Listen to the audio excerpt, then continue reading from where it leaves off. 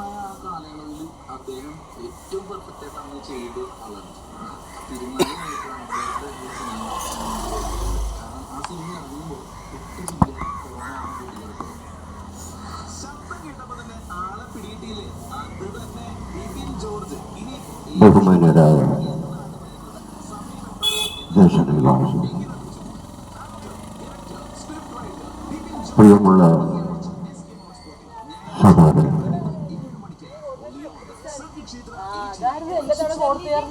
അനുഗ്രഹിക്കപ്പെട്ട ഈ നല്ല പ്രഭാതത്തിൽ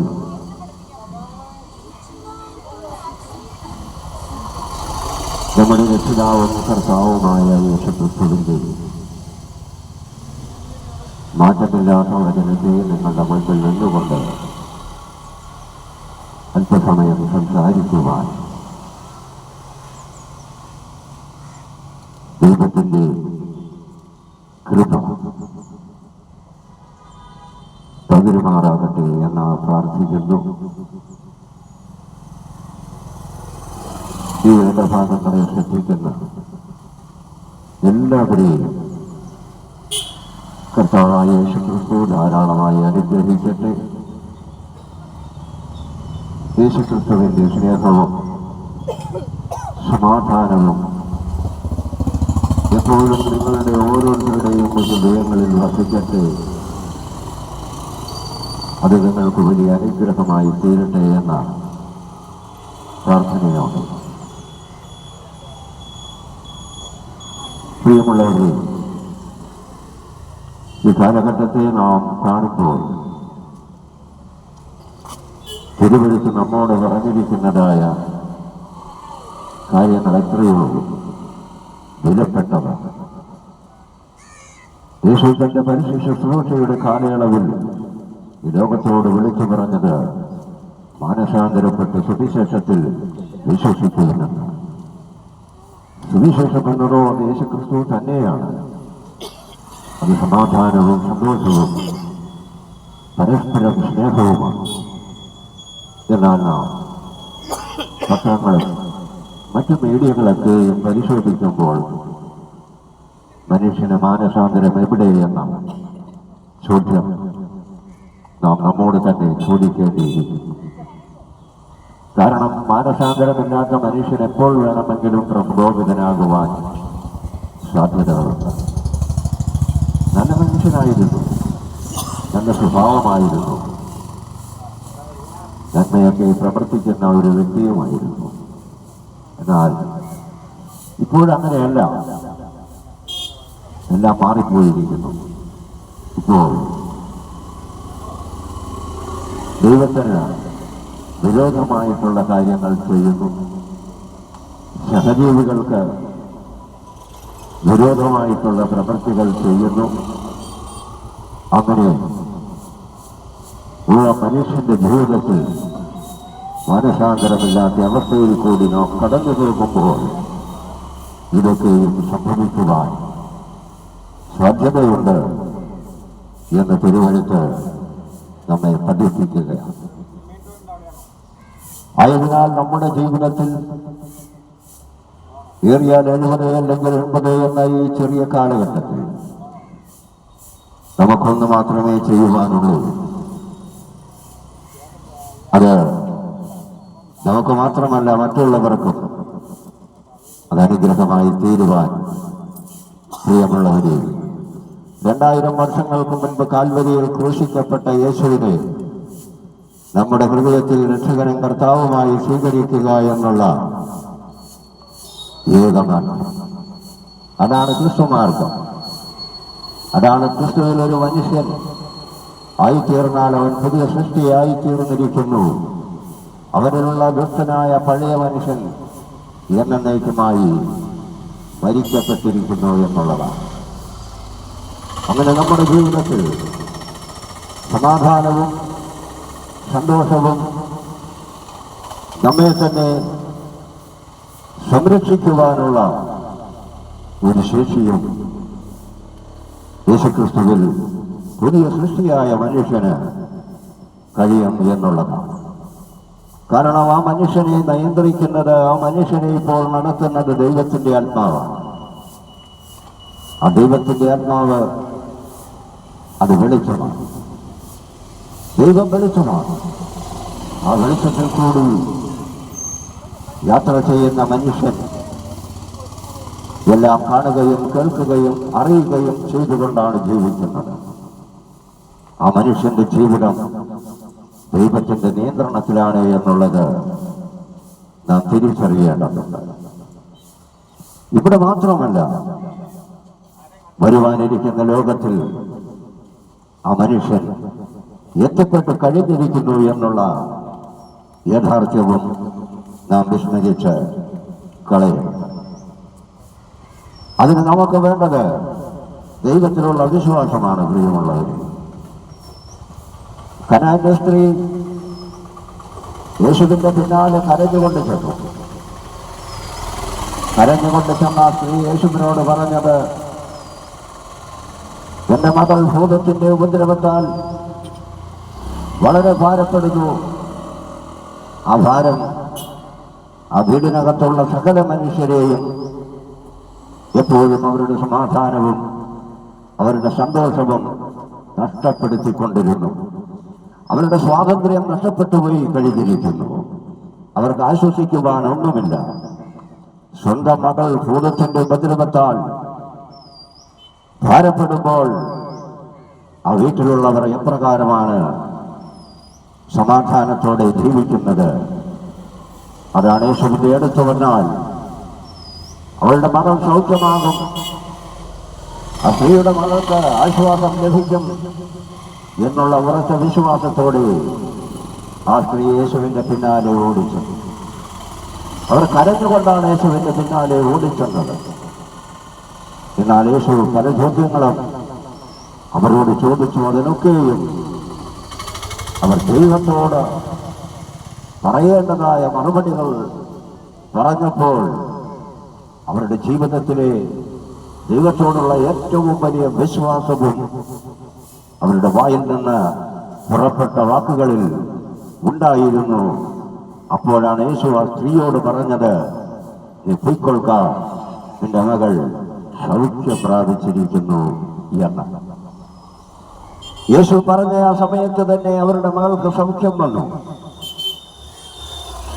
അതവരുടെ ജീവിതത്തിലെ വലിയ അനുഗ്രഹമായിരുന്നു. പൂർണ്ണമായും ആ കുടുംബം സ്വതന്ത്രരായി അവർ ദൈവത്തിന്റെ സന്തോഷം അനുഭവിക്കുവാൻ തുടങ്ങി. ദൈവം അവർക്ക് നൽകിയ സമാധാനം അവരനുഭവിക്കുവാൻ തുടങ്ങി. പ്രിയമുള്ളവരെ, ജീവിതത്തിൽ ഭാരങ്ങൾ തനിയെ ചുമന്നുകൊണ്ട് നടക്കേണ്ട ഒരാവശ്യവുമില്ല. നമ്മെ സഹായിക്കാൻ ഒരുവനുണ്ട്.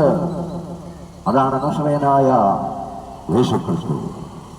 ആ യേശുക്രിസ്തുവിൽ നമുക്കുള്ള ഉറച്ച വിശ്വാസമാണ് ഏറ്റവും വലുത്. നാം യേശുക്രിസ്തുവിൽ വിശ്വസിക്കുന്നുണ്ടെങ്കിൽ നാം ഭയപ്പെടേണ്ട കാര്യമല്ല ഒന്നിലും.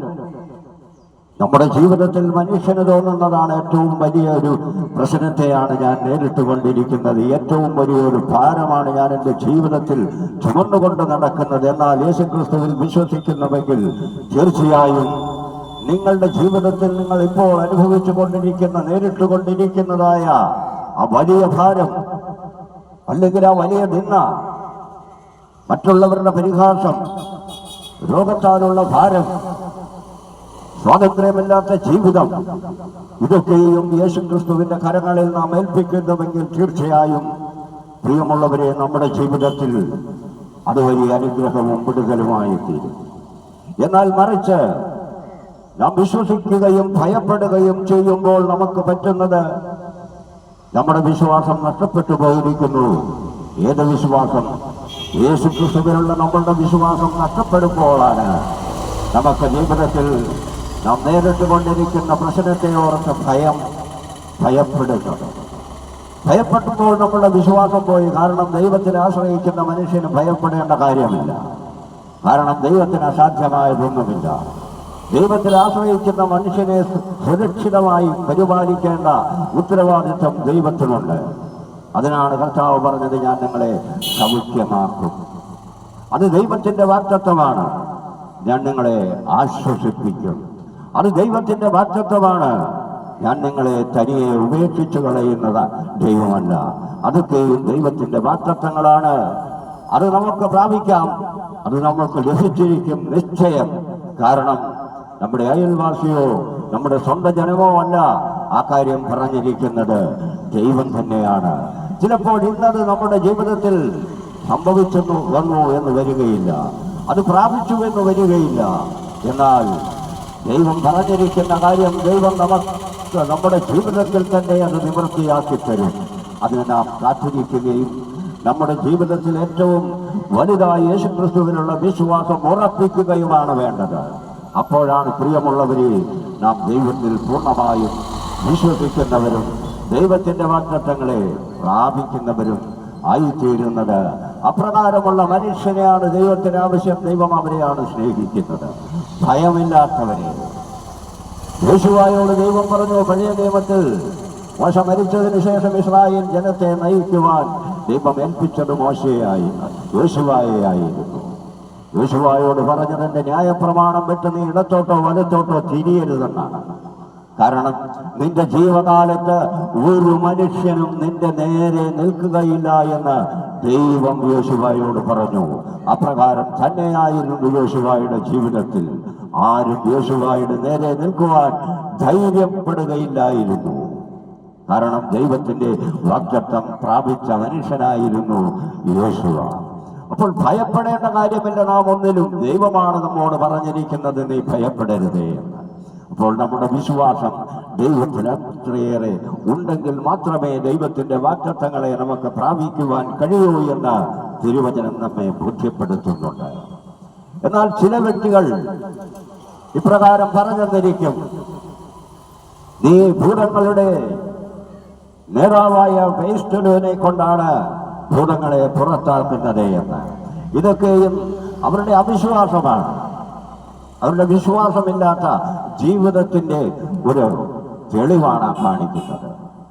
കാരണം അവർ ദൈവത്തിൽ ആശ്രയിക്കുന്നില്ല, ദൈവത്തിൽ വിശ്വസിക്കുന്നില്ല. അപ്രകാരമുള്ളവർക്ക് ദൈവത്തിന്റെ കയ്യിൽ നിന്ന് ഒന്നും ഗ്രഹിക്കുകയില്ല എന്ന് മാത്രമല്ല, മറ്റുള്ളവരെ അവർ നശിപ്പിക്കുവാനും കാരണഭൂതരായി തീർന്നു. അവരെത്രയോ പേരെയാണ് നശിപ്പിച്ചു കളയുന്നത്. യേശുവിനോട് പറഞ്ഞത്, നീ ബെൽസെബൂലിനെ കൊണ്ടാണ് ഭൂതങ്ങളെ പുറത്താക്കുന്നത് എന്ന്. കാരണം അപ്രകാരം പറയുമ്പോൾ ജനത്തിന്റെ മനസ്സിലേക്ക് അവിശ്വാസമാണ് അവർ നിറയ്ക്കുന്നത്. എന്നാൽ അപ്രകാരമല്ല. ബൈബിൾ പഠിക്കുമ്പോൾ നമുക്ക് കാണുവാൻ കഴിയും, യേശുവിന്റെ അടുത്ത് ആര് ചെന്നിട്ടുണ്ടോ അവരൊക്കെയും സന്തോഷത്തോടെയും സമാധാനത്തോടെയും കൂടിയാണ് മടങ്ങിപ്പോയിരിക്കുന്നത്. 1 ശമൂവേലിന്റെ പുസ്തകം 1-ാം അധ്യായം അതിന്റെ 17-ാമത്തെ വാക്യത്തിൽ പറയുന്നത്, ജീവിതത്തിൽ നിന്നയും പരിഹാസങ്ങളുമേറ്റ് വളരെയേറെ വിഷമിച്ചു വേദനയോടെ കണ്ണീരൊഴുക്കിയ ഒരു സ്ത്രീയെ കാണുവാൻ കഴിയും. അവർ ദൈവത്തിന്റെ സന്നിധിയിൽ വന്നിരുന്ന് പ്രാർത്ഥിച്ചപ്പോൾ അവിടെ ദൈവം ഇടപെട്ട് അവളോട് പറഞ്ഞത്, ഇപ്പോൾ നീ സമാധാനത്തോടെ പോകാം, നിന്റെ അപേക്ഷ ഇസ്രായേലിന്റെ ദൈവമായ യഹോവ കേട്ടിരിക്കുന്നു, ആയതിനാൽ നീ സമാധാനത്തോടെ മടങ്ങിപ്പോക എന്നായി. അപ്പോൾ ദൈവത്തിന്റെ സന്നിധിയിൽ ചെല്ലുകയും ദൈവത്തിന്റെ വാക്ക് കേൾക്കുകയും ദൈവത്തിൽ വിശ്വസിക്കുകയും ചെയ്തിരിക്കുന്ന ഒരു മനുഷ്യനും വേദനപ്പെടുകയോ നിരാശപ്പെടുകയോ അവർ ദാരിദ്ര്യം അല്ലെങ്കിൽ ഒന്നിലും അവർ തളർന്നു വീഴാതെ അവരെ കാത്തു പരിപാലിക്കേണ്ട പൂർണ്ണമായ ഉത്തരവാദിത്വം ദൈവത്തിനുണ്ട്. ആ ദൈവം നമ്മളെ കാത്തു പരിപാലിക്കും. നമ്മളുടെ വിഷയങ്ങളൊക്കെയും നമുക്കാണ് വലുത്. എന്നാൽ ദൈവത്തിന്റെ സന്നിധിയിൽ ചെന്നു നീ ദൈവത്തോട് അപേക്ഷിക്കുകയും ദൈവത്തോട് ആവശ്യപ്പെടുകയും ചെയ്തെന്നാൽ നമ്മുടെ ഭാരം ദൈവത്തിന് ലഘുവാണ്. ആ ലഘുവായ കാര്യം ചെയ്തു തരുവാൻ ദൈവത്തിന് യാതൊരു ബുദ്ധിമുട്ടുമില്ല. അതാണ് യേശു കർത്താവിന്റെ ജീവിതത്തിൽ നമുക്ക് കാണുവാൻ കഴിയുന്നത്. നമ്മുടെ പാപങ്ങളെയും നമ്മുടെ ശാപങ്ങളെയും ഒക്കെയാണ് യേശു ചുമന്നു കൊണ്ടുപോയത്. അന്നത്തെ ഭരണാധികാരികളുടെ നിയമമനുസരിച്ച് കുരിശിൽ തൂക്കി കൊല്ലേണ്ട മനുഷ്യൻ ആ കുരിശ് ചുമന്നുകൊണ്ട് പോകണം. എന്നാൽ യേശു ചുമന്നത് ഏറ്റവും വലിയ ഭാരം, മനുഷ്യവർഗത്തിന്റെ മുഴുവൻ പാപവും അവർ അനുഭവിച്ചു കൊണ്ടിരിക്കുന്ന നിന്ദയും പരിഹാസവും രോഗവും ശാപവുമൊക്കെ ആയിരുന്നു. അതായിരുന്നു യേശുവിന്റെ ഏറ്റവും വലിയ ഭാരം. ആ ഭാരവും ചുമന്നുകൊണ്ടാണ് യേശു കാൽവരിയിലേക്ക് പോയത്. പ്രിയമുള്ളവരെ, അതൊക്കെയും നാം സ്വതന്ത്രരായി ജീവിക്കേണ്ടതിന് വേണ്ടിയായിരുന്നു. നാം സന്തോഷത്തോടെ ജീവിക്കേണ്ടതിന് വേണ്ടിയായിരുന്നു. നാം രോഗികളായി ജീവിക്കുവാൻ വേണ്ടിയല്ല ദൈവം ആഗ്രഹിക്കുന്നത്, യേശു ആഗ്രഹിക്കുന്നത്. നാം ബന്ധനസ്ഥരായി ജീവിക്കുവാനല്ല യേശു ആഗ്രഹിക്കുന്നത്, നാം സ്വതന്ത്രരായിട്ട് ജീവിക്കുവാനാണ് യേശു ആഗ്രഹിക്കുന്നത്. യേശുവിന്റെ സമാധാനവും സ്നേഹവും നമ്മുടെ ഹൃദയത്തിൽ വസിക്കുന്നുവെങ്കിൽ ഒരു ശക്തിക്കും നമ്മെ കീഴ്പ്പെടുത്തുവാൻ കഴിയുകയില്ല. നമുക്ക് ദോഷം പ്രവർത്തിക്കുവാൻ ഒന്നിനും കഴിയുകയില്ല. നമ്മെ നിരാശപ്പെടുത്തുവാൻ ആർക്കും കഴിയുകയില്ല എന്നുള്ളതാണ് യാഥാർത്ഥ്യമായ കാര്യം.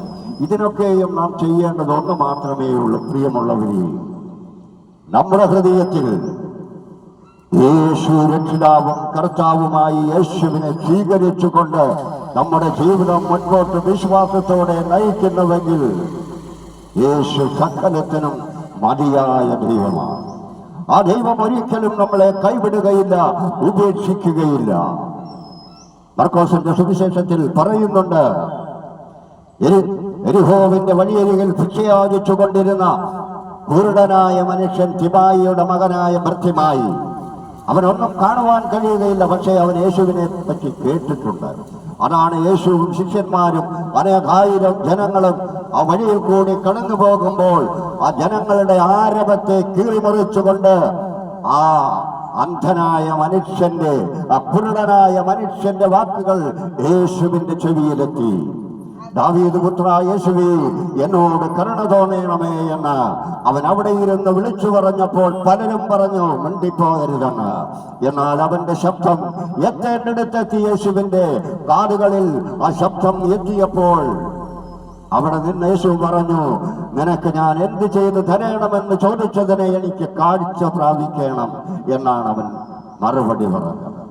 നമ്മുടെ ജീവിതത്തിൽ കാഴ്ചപ്പാടുകളില്ല എങ്കിൽ തീർച്ചയായും കണ്ണ് കാണാൻ കഴിയുന്ന കുരുടന്മാരായി ജീവിക്കുന്നതിലും നല്ലത് ഈ തിമായിയെ പോലെ കുരുടനായി ഇരുന്നു കൊണ്ട് ദൈവത്തോട് അപേക്ഷിച്ച് കാഴ്ച പ്രാപിക്കുന്നതാണ്.